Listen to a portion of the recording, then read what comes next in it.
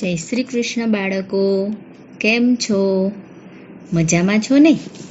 આજે આપણે મનનભાઈની વાર્તા સાંભળીશું. એક હતા મનનભાઈ. એ મનનભાઈને ભણવાનું જરાય ગમે નહીં. એમને ભણવાનો બહુ જ કંટાળો આવે. બસ ખાલી મમ્મીને દેખાડવા માટે ચોપડી, નોટ, પેન્સિલ બધું લઈને બેસે ને પાછું યાદ આવે તો થોડી વારે ચકલીનો માળો જોવા જાય. ઉપર એક સરસ મજાનો નાનો માળો હતો. માળામાં કેટલા બચ્ચા આવી રહ્યા છે, કેટલા જાય છે, એ બધું જોવા જાય. એ તો ઝાડ નીચે ઊભા રહીને બસ માળાને જોયા જ કરે. પછી એમના મમ્મી બોલાવે, હવે ભણવા બેસ ને, ભણવા બેસ. ક્યારે બેસીશ? ભણીશ નહીં તો નાપાસ થઈશ. અરે હવે તો એ બચ્ચા એનું કામ કરે છે, તું તારું કામ કર. પછી તો પાછા મનનભાઈ થોડીક મોટેથી બૂમ પાડીને બોલે કે હા મમ્મી, હમણાં બેસું.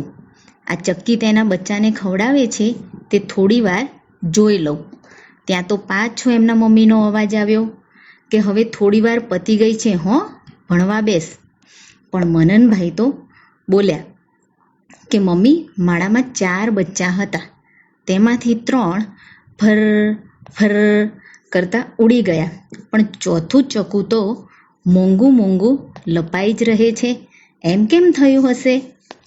મનનભાઈના મમ્મીએ કહ્યું કે એ જેમ હોય તેમ, પણ તું વાંચવા બેસે છે કે નહીં? મનનભાઈએ કહ્યું કે હા મમ્મી, બેસું. જરા પેલી કાબરી મિનીના મીનુઓને જોઈ આવું. મનનભાઈના મમ્મીએ કહ્યું કે જો હવે 2 મિનિટમાં ભણવા નહીં બેસે તો હું તારી સાથે વાત નહીં કરું. ના મમ્મી, એવું નહીં કરતી હો.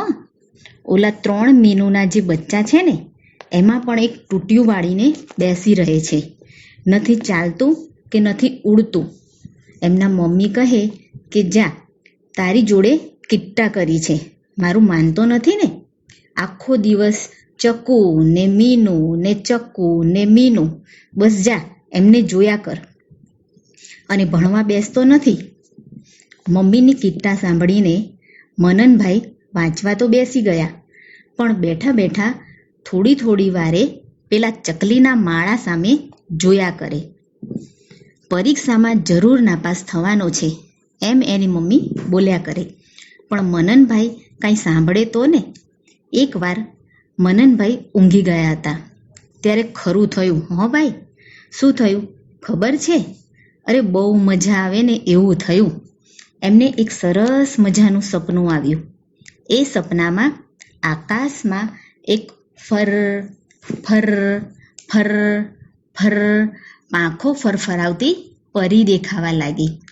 તે વાદળના પગથિયા ઉપર ઊભી રહી અને પછી ટપ ટપ ટપ ટપ કરતી એક પછી એક પગથિયા ઉતરવા લાગી.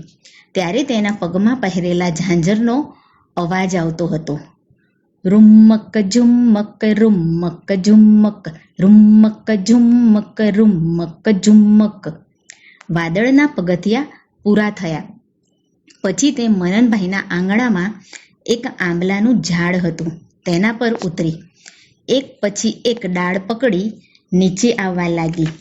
રૂમક ઝુમક રૂમક ઝુમક રૂમક ઝુમક રૂમક ઝુમક રૂમક ઝુમક રૂમક ઝુમક રૂમક ઝુમક રૂમક ઝુમક. અને પરી બહેન તો નીચે ઉતરીને આંગણામાં આવ્યા અને ત્યાંથી એ તો ઘરમાં આવ્યા ને ત્યાં એમના ઝાંઝર બોલ્યા, રૂમક ઝુમક રૂમક ઝુમક રૂમક ઝુમક રૂમક ઝુમક. પછી પરી બહેન તો જ્યાં મનનભાઈ સૂતા હતા ને, ત્યાં તેમની પાસે જઈને ઊભા રહ્યા. મરક કરતા હસતા એ તો બોલ્યા, મનનભાઈ, તમને ચક્કી અને મીનું બહુ ગમે છે ને? મનનભાઈએ કહ્યું કે હા, હું તો ચક્કીને રોજ ભાતના દાણા ખાવા આપું છું અને મીનુને વાટકો ભરીને દૂધ આપું છું. પરી બહેન બોલ્યા કે એટલે જ હું તમારી ઉપર ખુશ થઈ છું. જે લોકોને પશુ, પક્ષી, ઝાડ, ફૂલ વગેરે બહુ ગમે તે લોકો મને બહુ ગમે છે.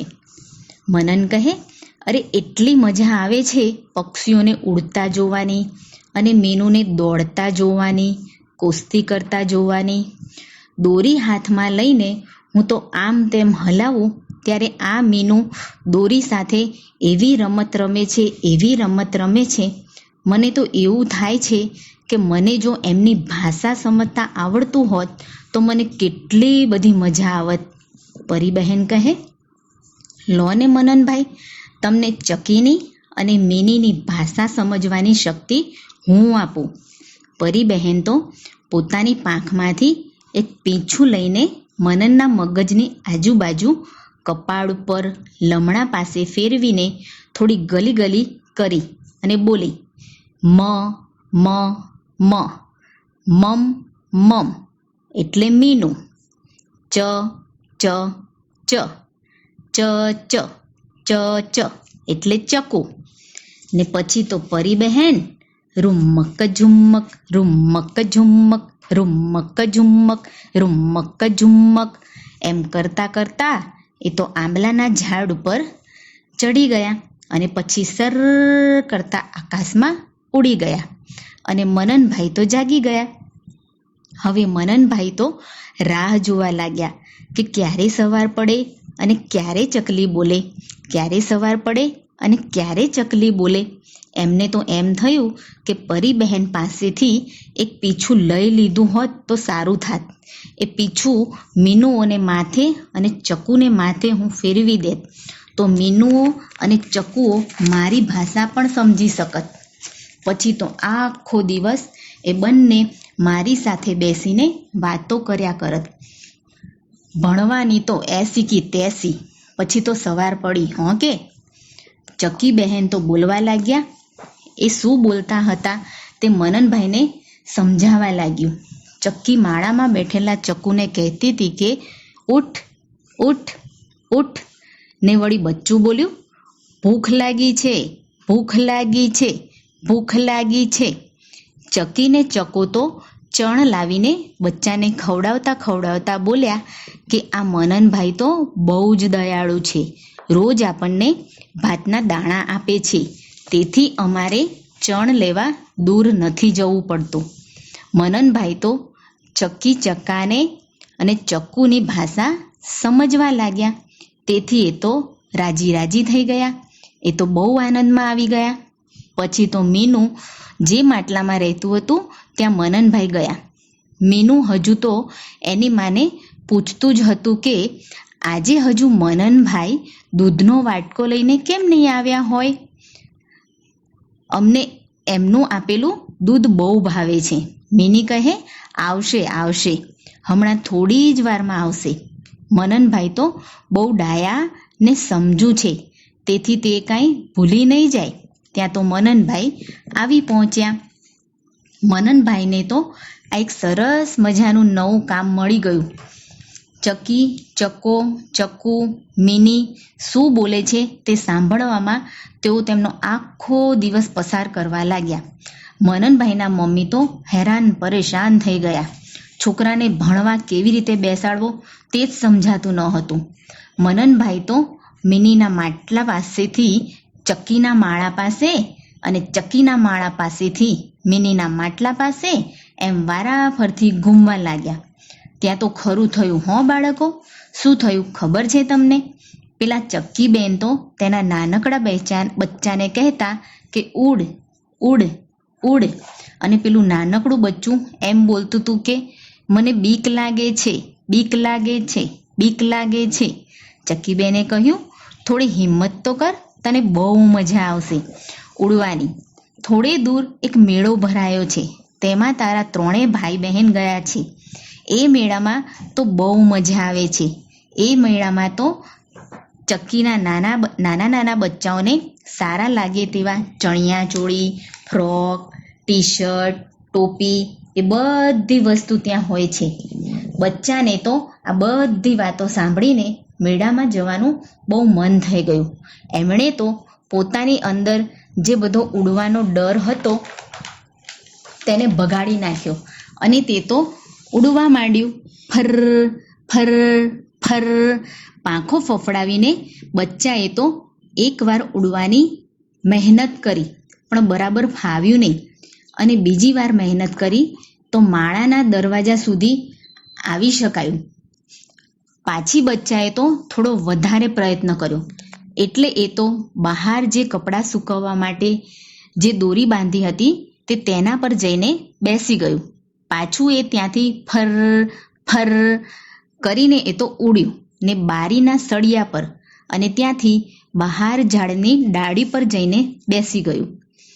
મનનભાઈ પણ ઝાડ નીચે પહોંચી ગયા ને પછી તો આ બચ્ચું ડાળી પર બેઠું બેઠું એની માને પૂછવા લાગ્યું કે દેખાડમાં હવે કઈ દિશામાં ઉડવાનું છે? મેળો ક્યાં ભરાયો છે? હવે મને મેળામાં લઈ જા. ચકી માં કહે, દીકરા, તને ઉડવા માટેની હિંમત આપવા માટે મેં તને એવું કહ્યું હતું. આપણા કપડાં મળે એવા મેળા તે કંઈ હોતા હશે? તું ઉડે એટલે મેં મેળાની વાત કરી હતી.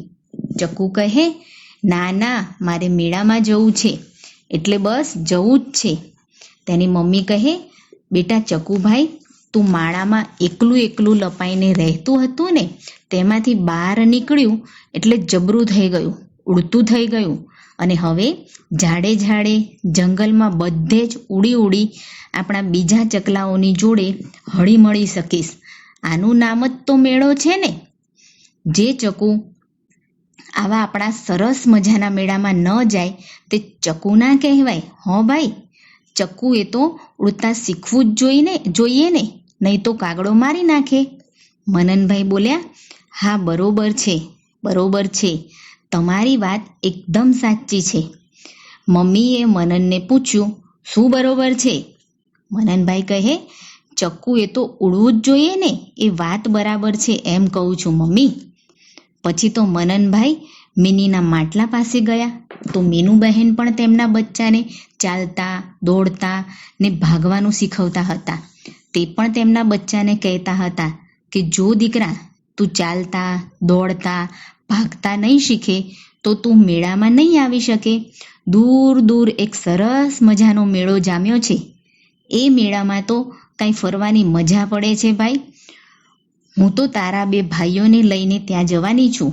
એ બંને જણા ફરવાની બહુ મજા કરશે અને તું ભૂખ્યું અહીં પડ્યું રહીશ તો પેલો કાળિયો કૂતરો આવીને તને ખાઈ જશે.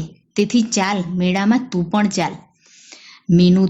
મીનુ તો બિચારું થરથરતું, ડરતું ઊભું થયું. થોડા ડગલા ભર્યા પછી તેનો ડર ચાલ્યો ગયો ને પછી એ તો બોલ્યું, ચાલ મમ્મી, હવે મને મેળામાં લઈ જા. મીનુની માં કહે, દીકરા મારા, આપણે માટલાની બહાર નીકળી બધાને હળીએ મળીએ તે જ મેળો કહેવાય ને. મીનુએ તો ચાલતા, દોડતા, ઝાડે ચડતા, શિકાર કરતા શીખવું જ જોઈએ ને.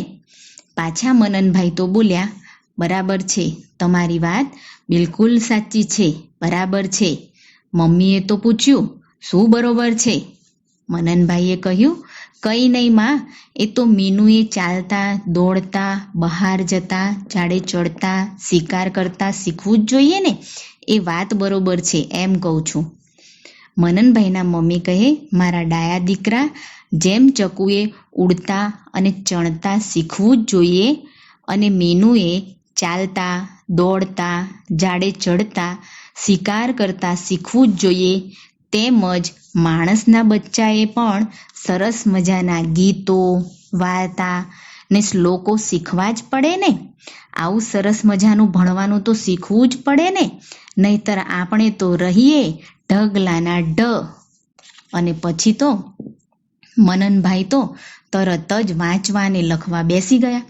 પછી તો મમ્મીએ તેમને નવડાવ્યા એટલે પેલો માથા પરથી પીંછાનો જાદુ પર ભૂસાઈ ગયો. તેથી મનનભાઈને હવે પશુ પક્ષીની ભાષાએ સમજાતી નહોતી. પણ સૌથી મોટો ફાયદો એ થયો કે મનનભાઈ નિયમિત રીતે ભણતા થઈ ગયા, ગીતો ગાતા થઈ ગયા, શ્લોક બોલતા થઈ ગયા. પછી રાત પડી ત્યારે મનનભાઈ મમ્મીને કહેતા હતા કે આજે રાતે હું પરી બહેન પાછા આવે તેની રાહ જોઈશ. મમ્મી કહે, કેમ? તો મનનભાઈએ કહ્યું કે મારે તેમને ધન્યવાદ તો કહેવું જોઈએ ને, કારણ કે તેમણે મને પશુ પક્ષીની ભાષા સમજવાની શક્તિ આપી. એટલે જ હું સમજી શક્યો કે જેમ ચકુએ ઉડવું જ પડે, મીનુએ દોડવું જ પડે, તેમ મારે પણ ભણવું જ પડે ને. મનનભાઈના મમ્મી કહે કે હા, એ વાત તારી સાચી છે. પછી તો મનનભાઈ અને તેમના મમ્મી બંને સાથે હળી મળીને ખાધું પીધું ને મજા કરી. વાર્તા થઈ ગઈ પૂરી, બાળકોને મજા પડી. આવજો બાળકો. જય શ્રી કૃષ્ણ.